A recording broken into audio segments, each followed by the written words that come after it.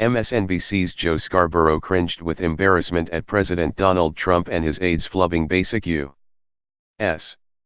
history this week.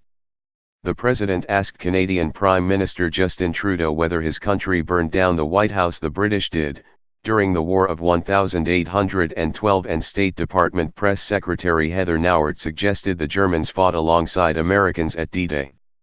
See, here's the thing, it was the Germans that were up on the cliffs, Scarborough said, as co-host Mika Brzezinski covered her face in horror. They were shooting down at guys that were trying to get up the cliffs and liberate Europe from Hitler's Germany. The ignorance is spectacular.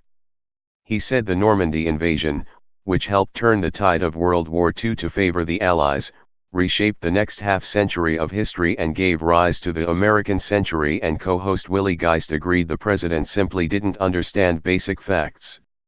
I think Donald Trump doesn't understand history, Geist said. I think Heather Nauert, there is an example of what happens when part of your job description is to defend whatever the president has said, or whatever happens in the administration, defend it at all costs. MSNBC analyst John Heilemann said the president and his administration's ignorance was inexcusable and dangerous.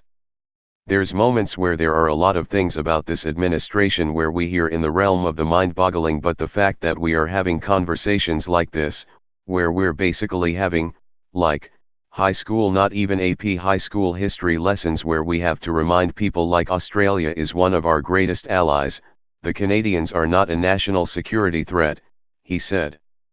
We've had presidents with varying degrees of intellectual prowess and historical understanding, Heilemann added. Having a president who doesn't know anything about American history, world history, diplomatic history, about any basic stuff that well-educated American high school seniors understand.